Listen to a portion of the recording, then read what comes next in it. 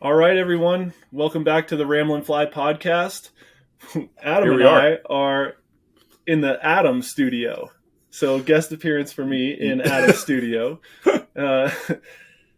We also have some exciting news to bring onto the channel. We do. We have some really exciting news for this. So our friends out of Vail, Colorado from 10th Mountain Whiskey and Spirits have decided to help us out with our podcast. So we're hanging out here this evening. We've got some of their bourbon that we're going to have a sip of while we're talking to you guys. And unfortunately, Ben is coming from us remotely, so he's not going to be able to enjoy any of our awesome – he's got some coffee. But anyways, no, huge shout out to these guys. They do an awesome job. This bourbon is fantastic. They've got a rye that's incredibly good. If you're a rye fan. I like bourbon straight, but I like rye in cocktails. Same. A rye old fashioned. Ooh. Anyways, if you guys are out there interested in trying to grab something new, try something new, definitely give these guys a shout out.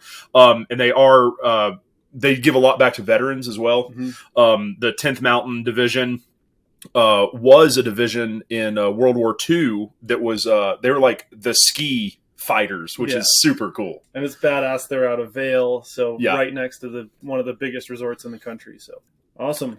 Well, we've got on our podcast today, we've got Ben Meadows of Dorsal Outdoors and Dorsal Media coming to us from Birmingham, Alabama. So I met Ben. We're two Southern boys, but I met Ben because I think the fishing industry is just so small in the Southeast. There's a really tight knit community. There's not a ton of people. It's not like the out west where I feel like every city has a ton of people who fly fish. It's more like, the amount of people who fly fish in Denver is probably the amount of people that fly fish in the whole state of Alabama, maybe. Probably even less. Yeah. So, but we're kind of met Ben through mutual channels. Ben and I just finished wrapping up a shoot that he's working on editing right now called Brimageddon, which is a brim fishing tournament that we hosted, and it was a ton of fun shooting with him. But Ben's had a couple of videos in the recent F3Ts. If you have watched any of the recent F3T films, you've probably either recognized Ben, or if you don't, you've definitely seen some of the footage he's put out. So, anyways, Ben, welcome to the show. Hey guys, thanks for having me. Again, I wish I was having bourbon with you, but I'll stick to my coffee. That's okay. We'll drink enough for you too. All right, Ben. Do you want to tell us a little bit more about yourself and maybe give us a quick idea what Dorsal is and kind of once you're done with that, maybe we can hear that little story you were telling us earlier. Yeah, happy to. I grew up fishing. My grandfather got me into fishing. And when I was about 12 or 13, I was camping with my family, and I was a strange kid. I would wake up at 5 a.m. and go fish. I was just obsessed with it. My dad didn't fish. It's kind of weird, but I was just obsessed with fishing. And, I was spin fishing, and I just got blanked. I just didn't catch anything. And this teenage rat wakes up at like 9 a.m., rolls out of his tent, and brings this wimpy little rod that's noodly and throws this yellow line and starts scoring bass and brim and just waving it in front of my face. And I got so irate, I walked over to him and I was like, "What are you doing?" And he's like, "I'm fly fishing." And I was like, "What in the heck is that?" And he's like, "I don't know, but it's catching a lot more fish than you are." And after that point, I was sold. Like, I was like, whatever that is, I'm in. Ended up actually having a family friend from church who loaned me a rod. And I wore off the finish on that rod. I cast it in my front yard every day. I got good at casting. I was obsessed with it. And so, 20 years later, still haven't put down the fly rod. And so, in recent years, I have some really good buddies of mine who, since 18 years old, we've been doing kind of these bootstrap trips every summer to kind of different international locations that we take fly rods to. And a couple of years ago, we had this really cool opportunity to go fish with commercial fishermen off the west coast of Colombia in South America. And I just was like, man, it would be a shame if we went down there and didn't bring the memories back. Like, it was just like I was getting pretty serious about photography at that point. I wasn't good at it, but I was still trying. But I was like, man, these memories, like, they're gonna die down there if we don't bring them back. And so I used this little Canon camera. It was not ready for video, and we just ran as much video as we could when we were down there, and didn't really like make a film out of it. But what we came back with was like this passion of telling these stories that we hoped would be relatable, adventuresome, and exciting for folks. And so every year after that, we just kind of took the next step and the next step, kind of crescendoing into the past 2 years. We've had our films getting into fly fishing film tours, which was kind of a pipe dream for us, to be quite honest. But we've been able to tell stories that we think are impactful. So we cut a film called Just Like Mac, which follows one of our buddies from Alabama farm ponds to the tarpon flats of the Panhandle, and really is a quintessential passing the torch kind of story. And it was just kind of a deeply impactful film to be a part of, for someone to share, this person who was deeply impactful to them, and how that person allows them as a character to pass it on. And then at the same point, we've done slapstick ones. And so we had a ball with our film last year called Dan's Pain, which is about our good friend Dan, who's in these trips, and just bless his heart, like, if something can go wrong with Dan, it will. And if you saw that in the F3T, you saw hundreds of tuna breaching the surface, begging for a fly, and the only place Dan can put the fly is in the back of his head. And like, that was it was such a fun film to cut. And it was 100% true. Like, it was just a really fun way to be like, this happened. Like, Dan should have caught tons of tuna in Colombia, and instead, he got a really bad, wig of a fly in the back of his head. So that's kind of been our progression. And so now, as Dorsal Outdoors, we do photography, videography, and really we love kind of these cinematic ideas of telling impactful stories. We like to say that, like, we're dead serious about the fishing, but we're deeply unserious about ourselves. And so we want to have fun doing it. We want to tell important stories, but it's if you think about being around a campfire with your fishing buddies, you'll share some stories that are gut punches, but that doesn't mean 10 minutes afterwards you're not swapping crazy funny stories afterwards. And that's kind of the mentality we've had as we've started to kind of expand our films onto kind of YouTube episodic ideas, and then also like even like really small social media cuts. We want to just like have fun, be serious about fishing, but then also be unserious about yourself, because again, at the end of the day, it's fishing. We're not curing cancer. Nope. Yeah, exactly. I got a question. How can you consider a international fly fishing trip a bootstrap or budget trip? I mean, I think a lot of the viewers, yeah, man, it's a great question. They don't quite understand how, if they think about an international fishing trip, they think $5 or $10 grand, and it's just not going to happen. So could you go in a little more? Yeah, and let me empathize with that, because that's how we felt. But I was crazy enough at 18 to say, guys, I think we can do this on our own. We're going to find independent guides. We're going to stay in sketchy places, and we are going to really squeeze every bit of juice out of every dollar we find. And so for us, we usually, as a group, set a budget. So there have been thin years where it's like a couple $100. The idea being, like, if you save $50 a month, that gets you to $600 for next year's trip. And we've done one. We did a trip to the Exumas for $600. Now, I need to be upfront with that. We got marooned on an island overnight because we had a rental boat that didn't have a gas gauge. So you get what you pay for, like, legitimately. But like, we caught bonefish. I mean, it was that was in 2013, and we did it for $600. And like, honest to goodness, like, that's flight, housing. So, I mean, we could do an entire episode about that, and maybe we do that down the line. But you start with your flight. That's your biggest sunk cost.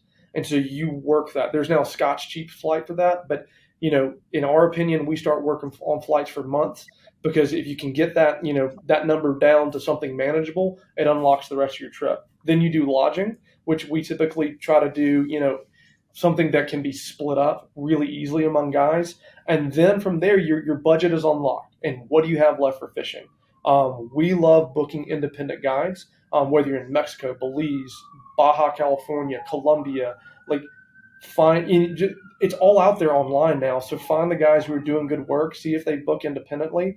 And know that you're going to have some more like missteps. We once fished with a guy who, there were schools of Dorado that you could have caught with a fly rod in Mexico.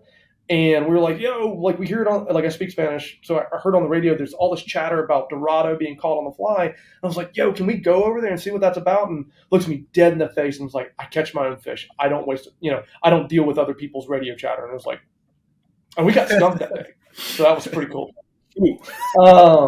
So you're going to, that's the thing to go back on your question, Brent. It is absolutely doable, but you're going to take some over the bow. But for us, we've always found that the adventure, the culture you engage with, and then the fishing always makes it worth it. So we've had some rough trips where there was limited of numbers of fish caught, and we have, really limited regrets. But then there's other ones where we've had, bumper trips. But it's just, to me, it's all about elbow grease, little sweat equity in the planning, and then just healthy expectations. I think if you go down on a trip and you're like, oh yeah, I'm going to get a grand slam on this one, you need to check yourself, because one, you're doing it by yourself. Two, the weather doesn't care about your opinion. And then three, you're going to a new location. Good luck with that. But if you go down there and like, hey, I'm going with my buds, we're going to have a great time. Some things are going to go wrong, and we're going to have, great whiskey stories to tell about it down the line. You can't lose. So I know that's a little long-winded, but that's something I'm actually really passionate about, because people are always like, oh, you've been to Belize. I wish I had 10 grand to go to Belize. And I'm like, dude, I did it for 1,200.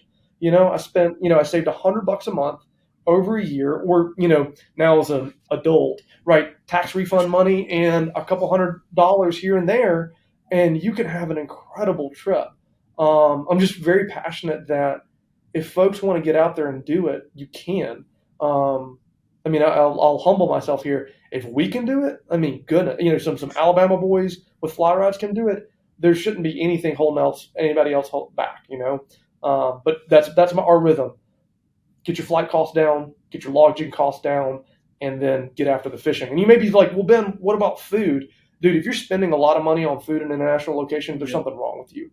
We just got back from a shoot in Mexico where we were going to little taco stands. For $30, 8 dudes were eating like kings, and I didn't want to set foot in a restaurant, because that food was, the al pastor thing is taken off in the town we were in, and so you're having a guy carving up that al pastor right in front of your face, and if you say you want to sit down in a restaurant instead of that, I don't know what's wrong with you.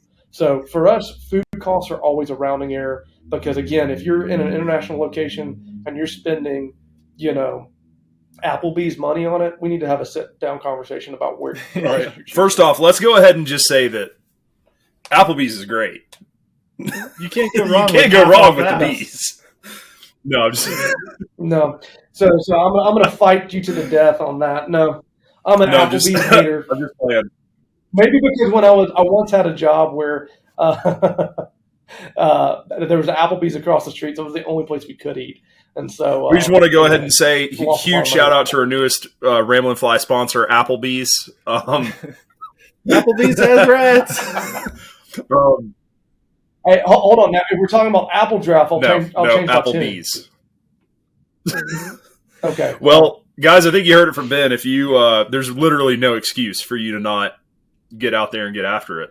Because if Ben's doing it, you can too, from what we just heard.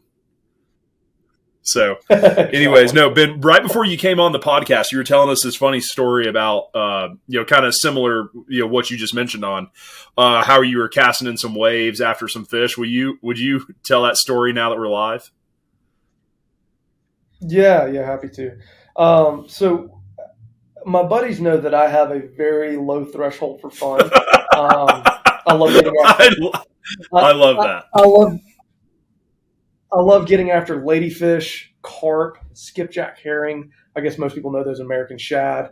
If it's a trash fish, I don't care. I have no hate in my heart for trash fish. Basically, my riff here is that because most angling is done catch and release these days, there's no rules anymore. It's whatever fish is the most sporting fish to catch. So if I want to piss off people in the Southeast, I'll be like, speckled trout are the worst game fish in the world because they inhabit the same waters as ladyfish do. And a speckled trout will slash its head twice on the water, and then like a wet sock, you just kind of hand line it in. Whereas a ladyfish will take off to Mexico, burn your drag, and jump 8 times. Same size, same weight, different fight, and we're not eating them, so what does it matter? But anyway, so one day I was fishing in the surf, and my buddies, so there was about 4-foot surf, maybe even a little higher, and my buddies were like, yeah, we're not going in the surf, and this is in Florida. And so they're just drinking a beer and just kind of heckling me. And I was just, man, when I'm ever on the salt water, like I want to catch fish. And again, low threshold for fun. I want to catch ladyfish. I just do. And so there was these waves rolling in. And so I am like between waves, jumping up over the wave, trying to shoot my line over it, rip it back. And then, of course, the timing works out that I'm just going to like take a wave right to the face, get a nice saltwater rinse in my nose and my mouth and maybe drown a little bit, sputter, and then rip it back. And I'm at it for probably 30 minutes, 45 minutes, way past the point of sanity because I'm just desperate to catch a ladyfish. And when I come back on the beach, my buddies were just like, dude, there's something wrong with you, like deeply wrong with you. Like you are nearly drowning for the sake of a trash fish. And like you could have just been having a beer with us and being normal. And I was like, yeah, but this is what I do. At that point, I was living in Knoxville, Tennessee. And so like, I didn't get to go to the saltwater much. So this was a big deal for me. And what was funny is if you fast forward literally to a month ago, we were fishing a stretch of beach internationally again. And there was permit in the waves. And the setup was about nearly the same. The waves weren't as bad, but they were still a little sporty. So it's windy, it's wavy. And, I've got a backpack on because I've got all this crap with me. And I am literally back casting, forward casting to permit in the waves. And one of my buddies who was with me when I did all that stuff with ladyfish, he laughed at me because I got some good shots of permit and they're permit. So yeah, they didn't need. You're not going to hook one. Yeah, they didn't need. Surprise, surprise. But I came back on the beach and he was kind of giggling. He goes, dude, if there was anybody who was better prepared for that right there, I don't know who they are because you're the king of like taking it over the bow for trash fish in the surf. And so it's been leading up to this point that you'd be ready to stick a permit in wavy beach weather. And so anyways, that's kind of like a funny bookend of kind of how I look at fishing. I'm always going to try and probably try too hard. No, I love that story for a lot of reasons, but one of the biggest things is I think it's something that we've talked about before. I know it's something I've talked about quite a bit is like, there's no replacement for time on the water. You can't wait until you're in Belize to try or wherever, some other international trip to try to catch a fish. Like if you want to become serious about fishing and actually become a competent angler, then you've got to do some stuff at home. Well, I think I can level up even more. You will never be productive if you're not fishing in terrible conditions at home, right? This is the one thing I hear from independent guides all the time internationally. The funniest trick that I've seen some of these guides do is they'll wheel you onto a flat where there's no fish, and they'll lie to you and say, hey, look, there's a fish at 60 feet. Hit it. And what they're doing is they're trying to see if you can cast or not because everybody says, oh, yeah, I can double haul 60 feet. And then you get down there, and you'll have guys who can't throw 30 feet. And in my take is taking that another level is that if you're not throwing in the windiest, crappiest, most wave-ridden conditions at home, what are you going to do when you get less than optimal conditions when you're traveling? Like, the thing is like you're saying, Adam, are you going to just sit at home and be like, I'm not fishing today because the wind's a little sporty?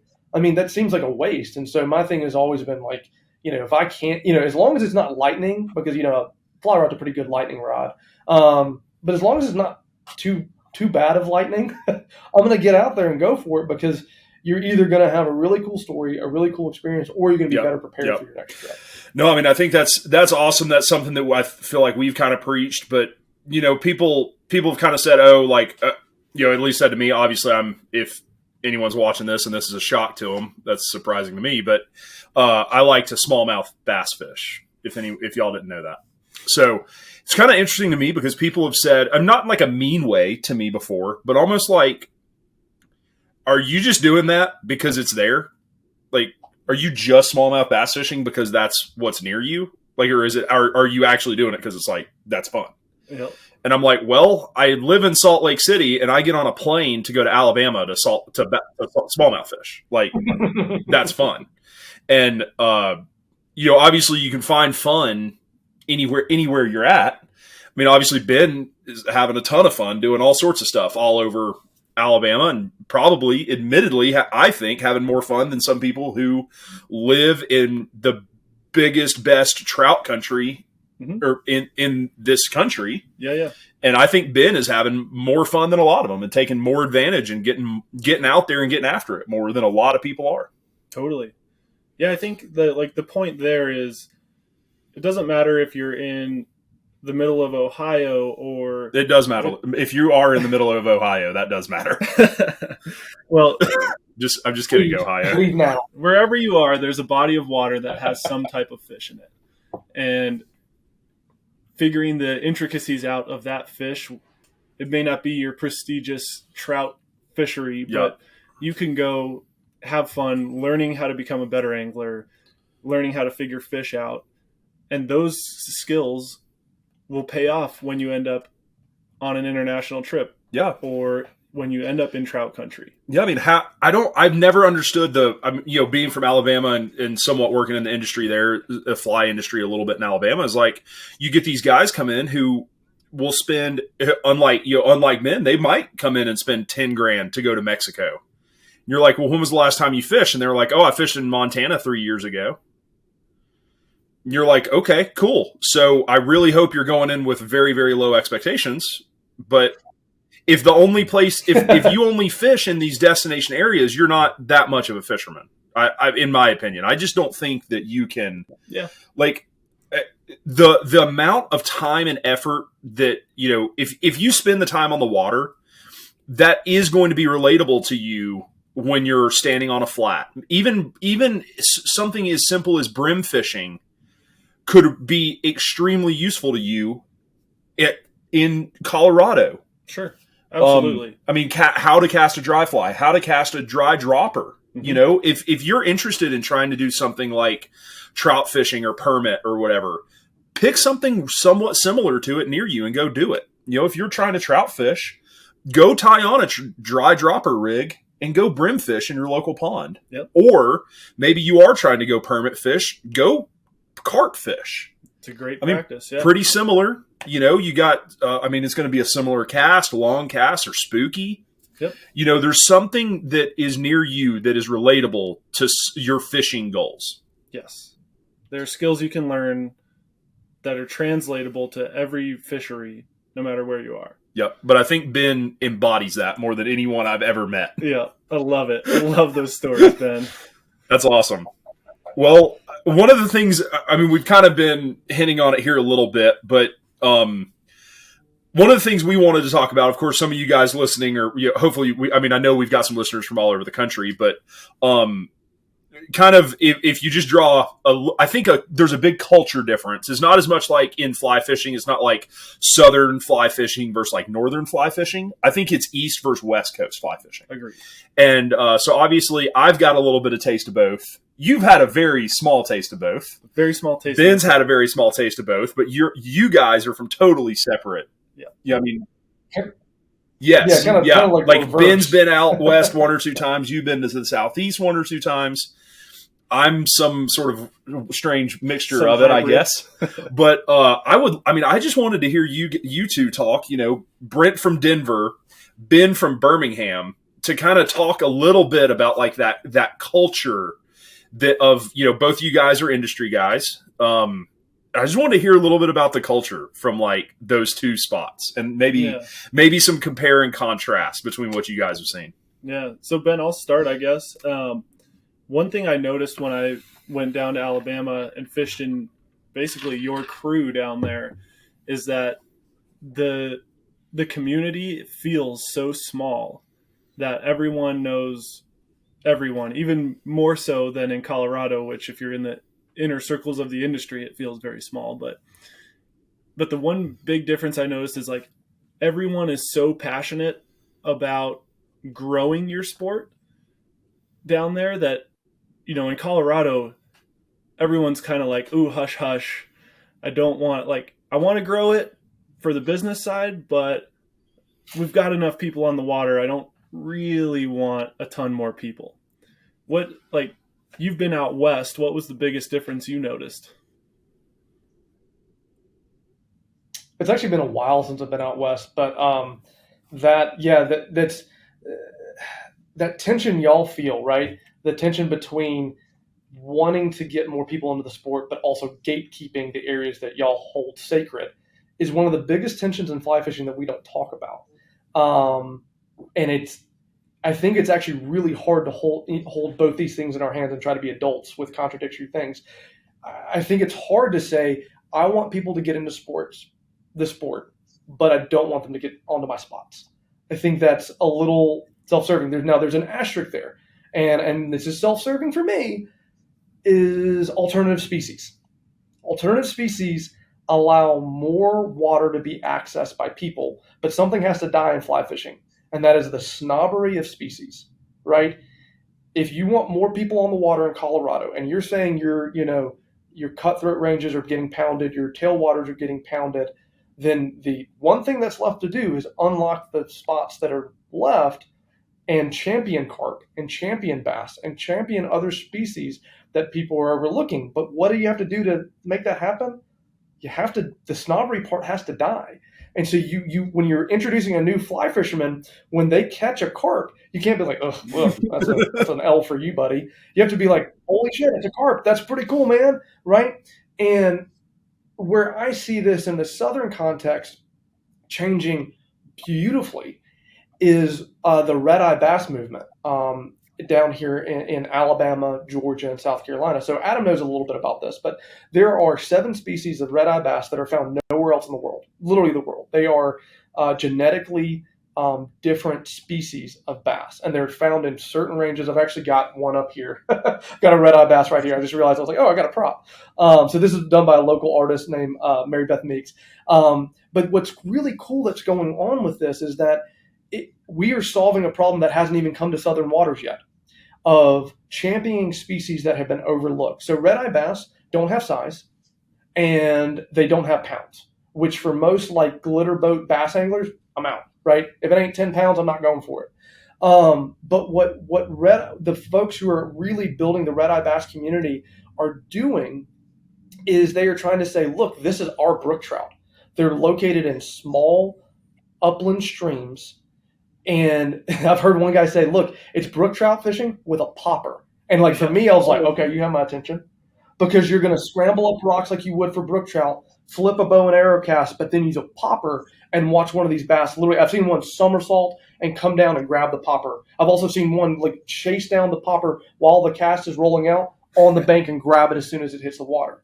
Now, again, that's all stoked and really fun. And again, if people want to do red-eye bass fishing, I encourage them to get into it. Probably the best fun you can have with a 3-weight. But the southern fly culture is solving a problem before it gets there, because now if people want to go do southern tailwaters, they can. If they want to go do carp fishing, they can. And what I see, so my brother, who never wanted to fly fish in his life, has gotten into fly fishing this past year. And he called me when he caught his first red-eye bass. He was like, dude, I caught a red-eye bass. And for me, it was this chef kiss moment, right? The movement worked, right? He called me to tell me that he had caught a cool fish, and the movement had created that movement. Does that make sense? Like the movement had glorified that fish to make it a cool moment. And so then when he and all of his buddies got into fly fishing, now they're focused on red-eye. And to me, that unlocks a new portion of water, so we don't have to worry about this, tired thing of gatekeeping and spot tagging and all this kind of stuff. You can just get people into the sport and get them excited and use all bodies of water to your disposal. And again, from the southern context, I don't have time or probably the ability to be snooty about species selection, Maybe it's because, Alabama is the biodiversity hotspot, aquatic hotspot of the United States. So maybe that's me being a little haughty, or is it just that like there's not one species to get haughty about in Alabama? So I can go after carp, bass, red-eye bass, smallmouth up north, catfish if you're feeling accidental, skipjack, herring in the streams, right? I have all these options, and I'm never gonna impress my spin fishing buddies, so I can just kind of go to hell with it and go have fun. And again, I'm not going to lecture the West Coast folks on how to do that, but it's just, I think if you were concerned about that tension of wanting more people in the sport, but also not wanting to share your spots, then snootiness has to die. And again, I've been in, I think Knoxville, Tennessee is one of the true hot spots of southern fly fishing, because you've got excellent smallmouth, excellent tailwater trout, brookies up in the highlands of the Smoky Mountains, carp fishing in the lowlands. Like, you've got everything. And that was where the first time I experienced like southern trout snootiness, and I was like, oh yeah, no. I'm gonna go catch trout. Small aside for those of you that are listening, we by the time you're listening to this, we will have already had out another podcast that we did with Matt Lewis, who is knows everything there is to know about these red-eye bass that Ben just talked about. Literally, he's getting a PhD in red-eye bass. So if you are interested in kind of deep diving into some of those fish that Ben just talked about, go watch one of our other episodes with Matt Lewis. And also we actually did get to put in a day of red-eye fishing on one of our recent films that is on the Blue Line channel.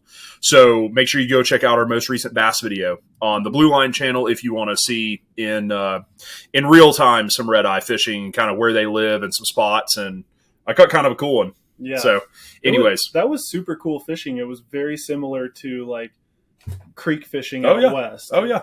It is. It's awesome. No. I'm just jumping on that train. One of the coolest things I've seen about that movement is they are using the glorification of a very cool species. Don't hear me say it's not cool. I think it's really cool. It's the prettiest bass in the world. But they're using it as a way to get water conservation going in Alabama, right? And this is actually really close to my heart, is that it is weird to ask for people to care about conservation without giving them a reason to. And one of the things that I think is really impactful and probably is going to trip some folks up out west is that you can't scream water conservation without giving people a reason. And what the red-eye bass movement is doing is saying these streams are sacred because they've got this fish species and you've got to go try it. And then all of a sudden we all go home and start falling in love with red-eye bass, and we're like, yeah, hey, no, we shouldn't be messing with this water source, or no, there's pollution in this one. That's not cool. The Cahaba River here in Birmingham gets really high silt loads from development. And it's like, hey, like, yeah, biggest city in Birmingham, let's grow our economy, but let's also be wise stewards of a really, important resource we have. And the Cahaba River is really interesting because it's like, basically we've tried the whole thing, like we should really care about it and never use it. And what I think is really impactful about red-eye bass and any fishing, to be quite honest, is that once people enjoy the resource, they'll fight. There was definitely some great points on that. One of the things I guess kind of circling back to the beginning of the conversation, I would say is that there might be maybe you could mention a little more on this. How would you say there are more fly fishermen in Colorado and there's less water to fish? I mean, where Ben and I are from, there's not a ton of fly fishermen, and every body of water that you pass over is good fishable water. Yeah. In Colorado, there's, let's call it a dozen big rivers that you can go fish for trout. Well, then there's, a couple hundred smaller streams that are maybe less desirable. When we were driving through Alabama, every single stream, which was hundreds on a 2-hour drive, had quality fishing and no pressure. Yes. Like, there was so many miles of river for people to spread out on. And that was really cool. Just the sheer amount of fishable quality water was way more than Colorado. So do you think maybe that adds into that, kind of what you and Ben are saying of the, kind of getting gridlocked almost. Like, man, I really want more people to be into this. Yep. But because it helps me, but on the flip side, I don't need any more people at Cheeseman's Canyon. Yeah, I can see how in Colorado we ended up where we are, because the good trout fishing rivers are generally easy to get to. They're beautiful, and there's plenty of fish, assuming the number of fishermen doesn't get so high. And our warm water species like carp, bass, and smallmouth are much less plentiful, but there are still great opportunities there. They're just a little bit harder to get to, and maybe not. I mean, the carp fishing is pretty incredible, but I have heard that. There's not many smallmouth opportunities. Brent, do you think that the glorification of spots out west was kind of its own self-fulfilling disaster? I'm asking this from the Southern context, and so punch me down if I'm wrong, but I recently stumbled upon this because my brother-in-law, he and all his buddies have fly fished for a little bit. They did a West Coast. They went out west to the Yellowstone area, and half the crew wanted to do name brand rivers, all the big ones. I won't mention them here because we all know them. And the other half, and again, love him to death because he's my brother-in-law, said, no, we're going to hike 4 to 5 miles into the backcountry and find fish that haven't been walked on recently. And the results were staggering, right? They were throwing dries for big rising cutthroats while the other guys are, playing bumper cars with other rafts, right? And to me, again, if it seeped all the way down to the southeast, right, that half the crew says, I want to fish these rivers, that to me reflects a kind of, I don't want to say a cultural problem, but it's like, that seems like, do you feel like that's fishing media that's done that? Do you feel like it's over, like what gives rise to that? Because I mean, I think the purer and funner experience is going hiking and finding fish that want to play ball rather than being like, yo, I fished the fire hole. I think watch me go, right? I think it's quite logical, what actually. If you are a new fisherman or someone that doesn't know, that hasn't had a chance to go fish at all the different spots, and you have limited time to go fish. I'm going to go fish for this weekend. I would like to go catch a big fish, or I would like to go catch X fish. You're going to go to the spots you've heard of, and you know other people have caught those fish because you know it exists. So I know the Firehole River or whatever has this size of fish that is desirable to me, and I think you can catch them this way.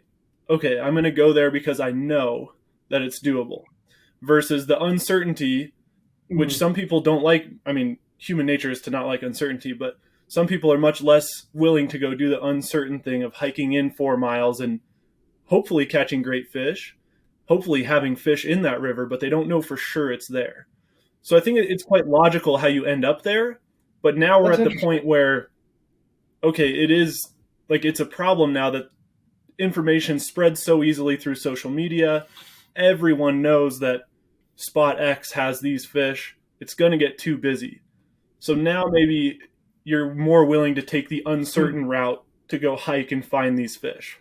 That's so interesting to me because my experience of this was, upland is a bad term because the Smokies are dwarfed by the Rockies. But going into, when I was living in Knoxville, going up into the mountains of the Smokies, and it was certain to me that the areas that had the name would have picky fish and I'd catch less fish. Like, it was like I would certainly catch, I'd certainly catch less fish.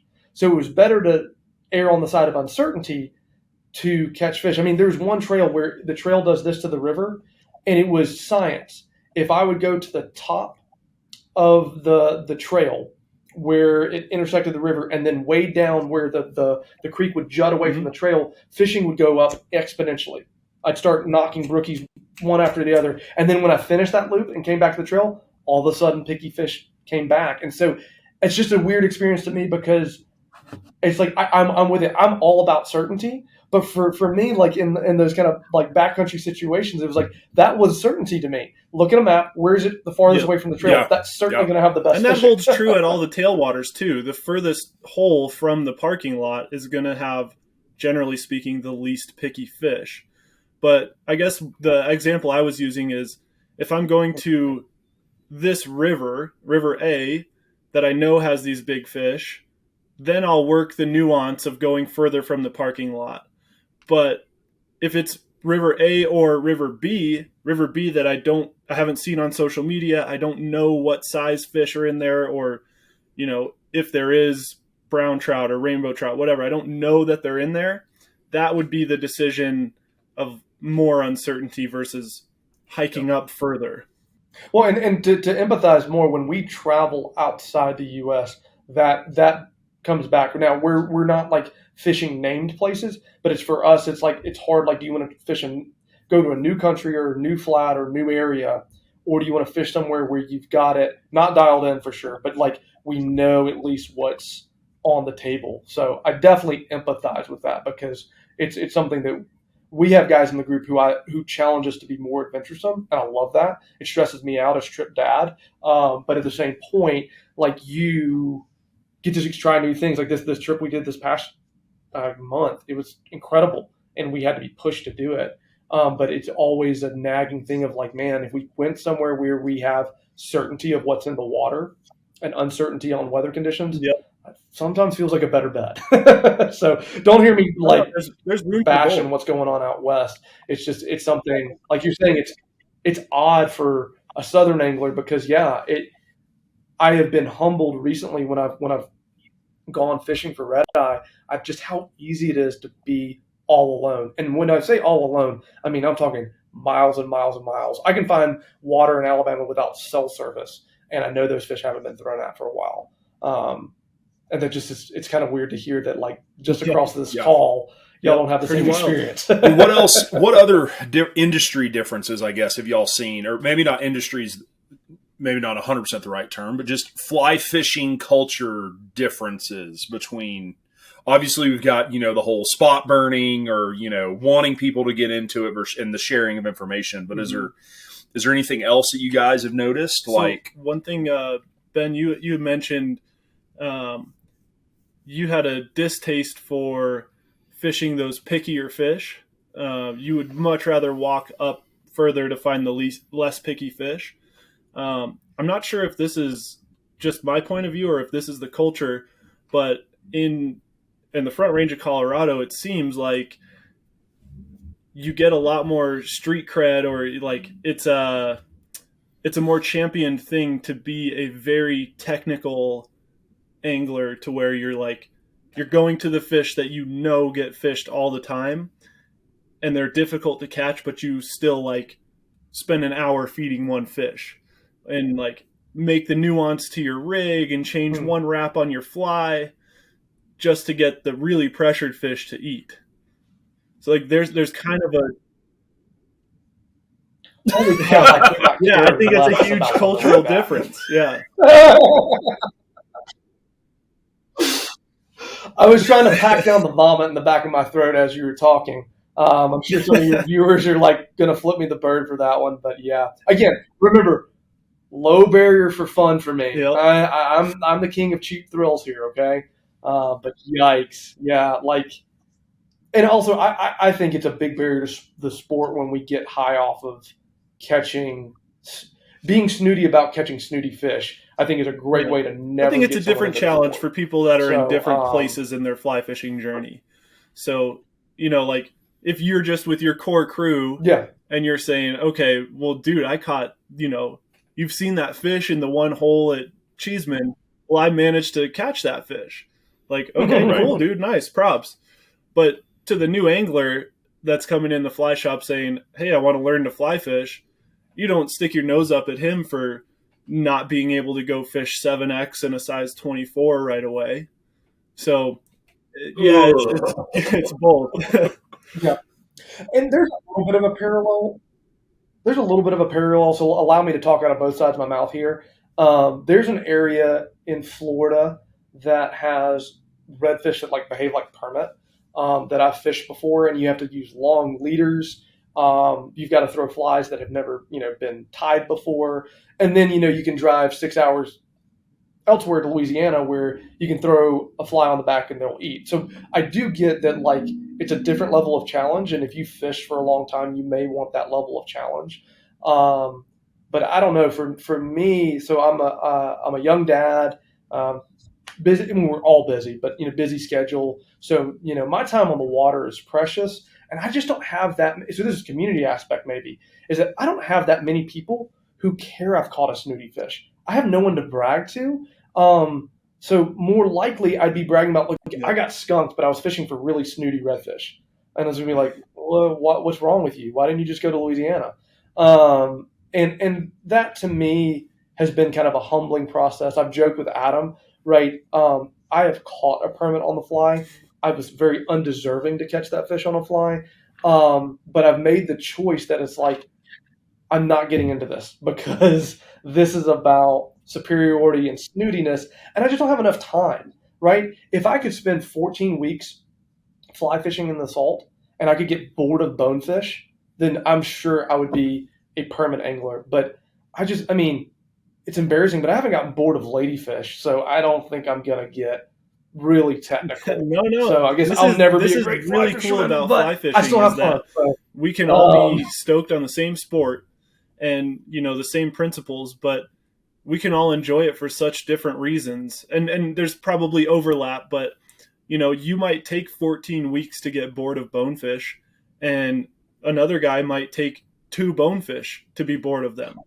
Like everyone's a bit different there, and there's room for it all.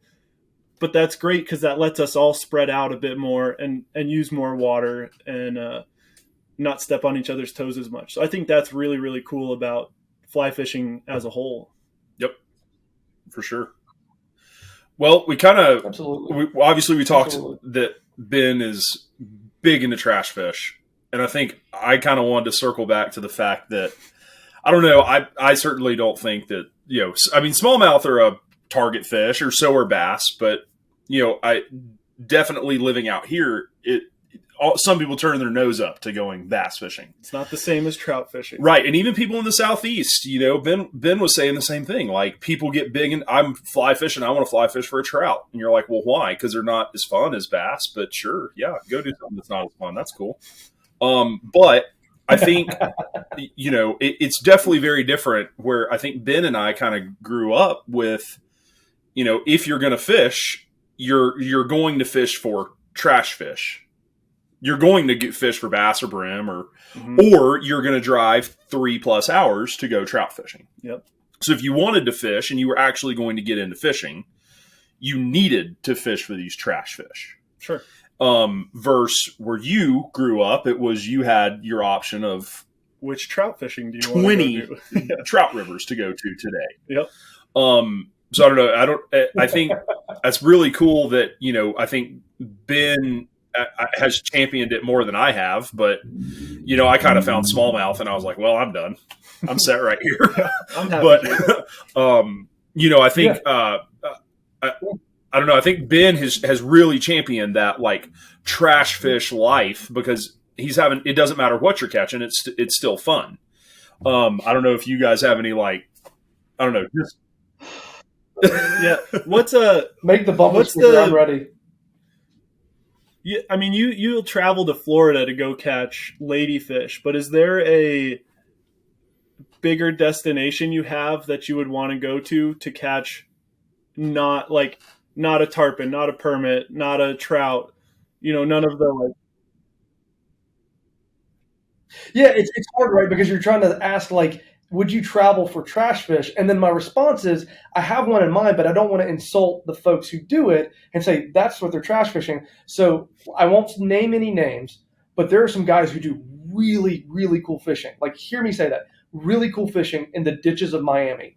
And I would spend money to go do that. Peacocks, tarpon, all of that. Like, that is my vibe. On foot, hopping fences, like very visual fishing, and you're in drainage ditches. I did that once with my family, and like, this was when I was in high school, and my dad was like seeing me dodging oncoming traffic to fish in a ditch. And he's like, we need to have a conversation. Like, we need to talk. And I didn't catch anything. Like, so I was like, oh man, I got to get back and settle a score with these ditch fish. But no, like, that sounds super cool to me. It really, really does. Just because my thing is like I've had the great opportunity of catching migratory tarpon. They're big, they're bad. There is so much work that goes into it. It's a cult of tarpon fly fishing. But to me, that 15 to 50 pound or 15 to 20 pound range on tarpon is like, to me, the most fun size in the world, because you're going to get 10 jumps, not a lot of drag birding, but that's cool. But I'm here for the jumps. And then, Adam, I don't know if you connect with this. They behave like a bass when they're in those canals and they're in small water. They eat top water. They'll eat, streamers. And so basically you just caught a 20-pound bass, if not better. And I'm just like, take my money. I got to do that once in a canoe in Central Florida. I was in college, and it was almost like a fishing changing experience for me. I got 20 baby tarpon, I'm like fun size, on a little 8-weight, and I was just like, does it get better than this? I don't think it does. So anyways, that's a long way to answer your question, Brent. But heard it here first. Ben on the Ramblin' Fly podcast. The trash fish that he's after is tarpon. Yeah, I guess I kind of stepped in on my own bear trap there. I can't wait to see the comments on this one. Yeah, comment that below how you feel about trash fishing for tarpon. Again, have you ever seen a tarpon guide fish in one of those canals? And I think my point stands. Yes, no, you're not wrong, because it's still the trash. Like, it's not the water. Like, if you look at the videos, there's trash in the water. They're drainage dishes. It's not the big migratory fish out on the flats off the skiff. It's definitely different. So yeah, no, we totally get that. I like it. Do you have one? Is there a trip you would take to go fish a non, prestigious fish?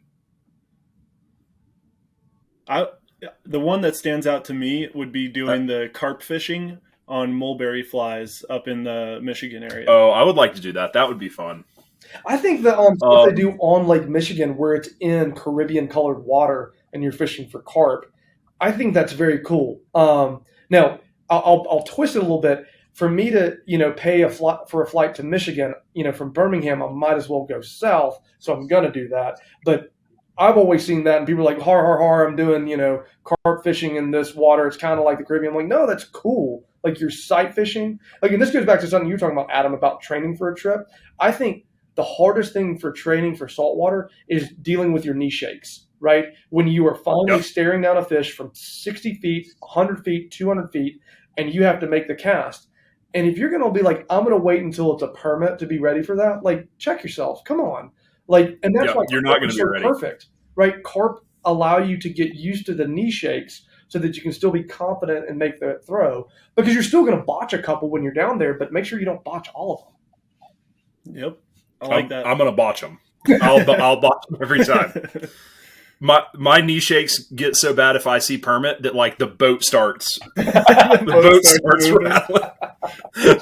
Start hyperventilating. Yeah. Pass that's out. What the permit want, though. Don't give them that, Adam. That's what they want. You can't give the permit what you want. I know. They're terrible. Well, okay. I would tell you that I will love and have on the books planned to go fish Middle Alabama for spotted bass. Okay. There you go. I'm going to fly across this country to go to Middle Alabama and do a float on a piece of water that I've never done, that's about 2 hours from my house, to catch native spotted bass. Perfect. Again, so now in the comments, all the Alabama Easters are coming for you, and they're like, that's not a trash fish. That's not a trash fish. How dare you? Well, if you went and told someone I'm going to go largemouth fishing. I'm going to take a largemouth trip. No, I think it's fair, because this is actually something that, as y'all talked, it really started like boil my blood. It wasn't y'all, it's what reminds me. The industry goes, if you can't fish for trout, here's some warm water ideas. And I was like, what if I want to do warm water? What if this isn't my second dish? What if this is like something I'm serious about? And you see almost every brand do this. They're like, well, if you can't do trout and you can't do tarpon, you might as well bass. And it's like, dude, I love throwing a deer hair bug at largemouth bass and watching them just completely crush the bank. Like, Mm-hmm. I don't want to hit it with like a millennial outrage, how dare you? But at the same point, it's like, this is not second tier fishing. This is first tier fishing that I love to do. And there is, like, kind of like you're saying, some snobbery of like, if you can't, or if the water's too hot, maybe you can actually try warm water. It's like, or hear me out, you actually do warm water and take it seriously. Like, that could be a possibility. I think from the brand's point of view, if they know their demographic and know how many of their anglers do what type of fishing, trout fishing is a larger audience, period, in fly fishing. So if you're speaking to your audience that is mostly trout fishermen, you're probably going to preface it as, if you can't trout fish. But I think that is like probably the brand's trying to say, hey, you should check this out as well. But we know you have this predisposition of you're a trout fisherman. Well, what's funny is that there's a little bit of tripping hazard there, right? If you're already saturated in the trout market, where do you have left to go? The Southeast, where there's not a lot of fly anglers and there's the most opportunity for growth. And so you're going to, for those brands to be successful, it can't be like, hey, if you can't trout fish, try warm water. People are like, what do you mean trout fish?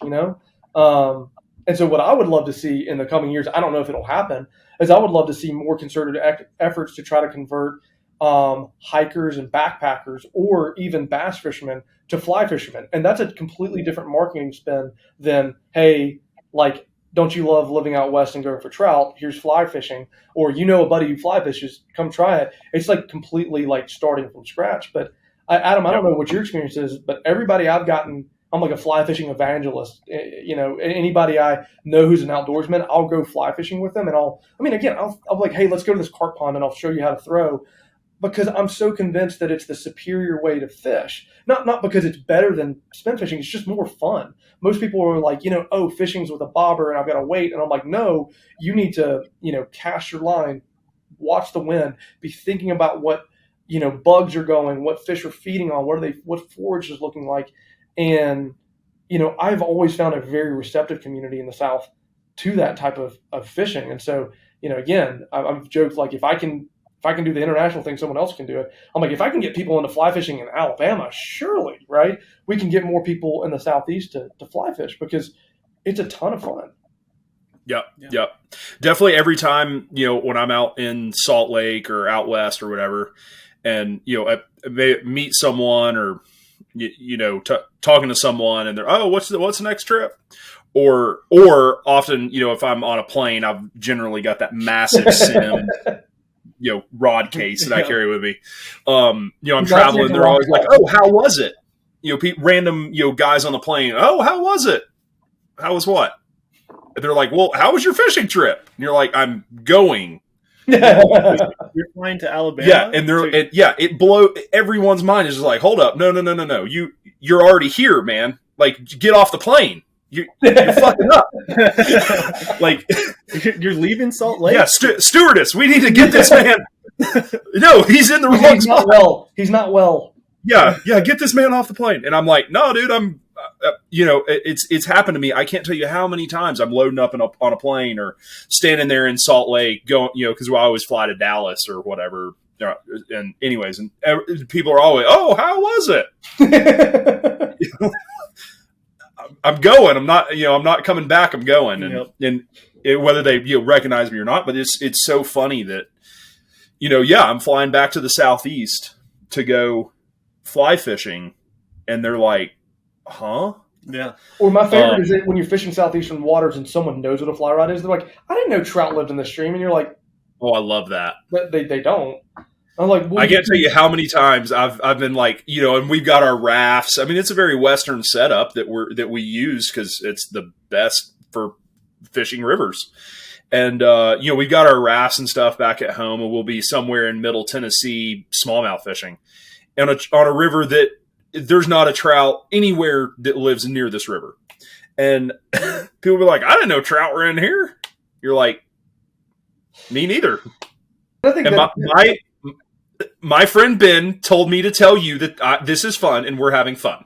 Yeah, there you go. Well, I mean, I think the gloss over there that's exciting is that shows how much capacity for growth there is in the Southeast for fly fishing.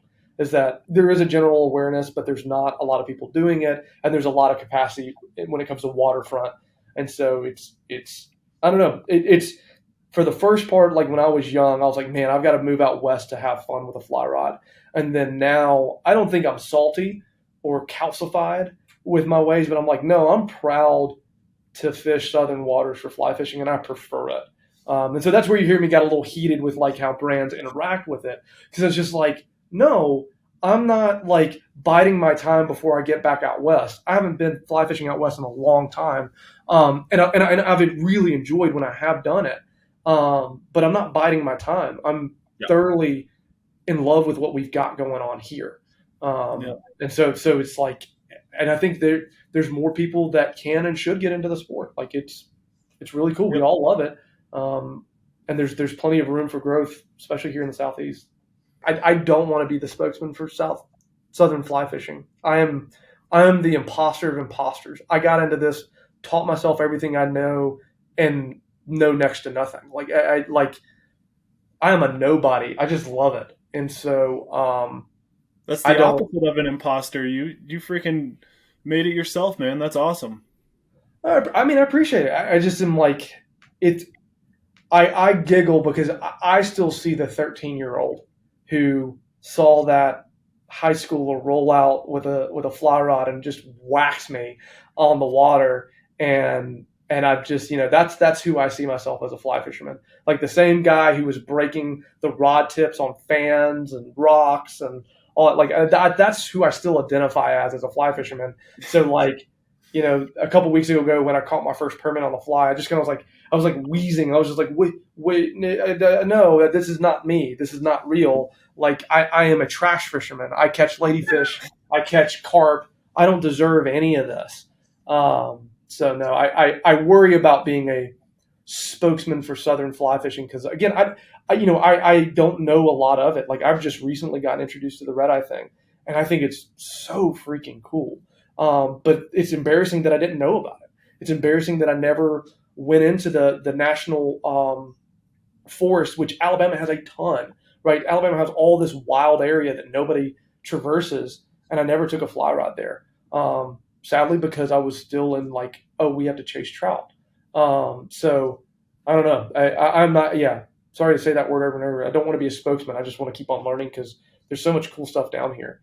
Y'all don't even get to get me talking about skipjack, which would really piss off my buddies. Oh, God. All right, we're done with Ben. See you, Ben. We gotta go. And close. Unplug his mic. Yeah, he's done. Shut him down.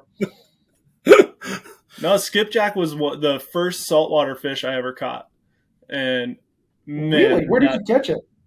In Baja. That turned my world upside down of how hard a fish can pull.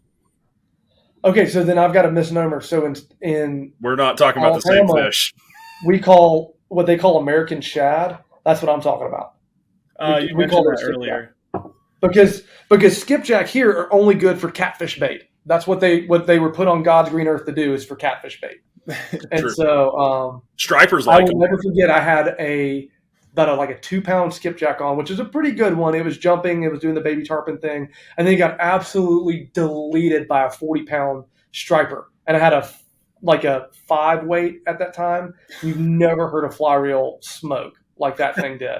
And I didn't land it because when it finally, the striper finally let go after 5 minutes, this mangled bait fish comes floating to the surface, and I was like, I'm really sorry about that, dude. I thought we were going to get this. My bad, man. Just killed that skipjack for nothing. Yeah, I mean, just ruined him, man. It was like something from Jurassic Park. Yeah. Well, cool. Well, Ben, we appreciate you having on, man. Thanks for your time. Thanks so much for watching or joining in. I don't know, whatever you did. Did you? Today. Yeah, you just watched. Thanks so much. Yeah. Thanks so much for joining in. We definitely loved having you. It was awesome having someone else from the South. And guys listening, you need to go check out Ben. His all of the interactions with Ben at Dorsal Outdoors, and then Dorsal Outdoors on YouTube. There we go. All of that's going to be linked below, so make sure you're checking this out. If you are listening to this instead of watching it, we did have a live version where we can also see some of Ben's footage of him trash fishing in the video. So if you do want to see some of Ben's footage, make sure that you go check out the YouTube video at the Ramblin Fly podcast page. And last but not least, make sure you like and subscribe. That really helps us out. Yes, it does. Yeah. So make sure you also go check out on the Blue Line page a collaboration that Ben and I did on a video called Brimageddon, where we hosted a fun, friendly brim fishing tournament, which Ben and some of the Dorsal Outdoors guys took on. Blue Line and Hobo Steve really, really got into it. So if you want to see some of other of Ben's work, you need to go check out that video that is live on the Blue Line. I like it. There we go. Well, we better take a sip of this. Thanks, guys. Thanks for 10th Mountain for helping us out with this. And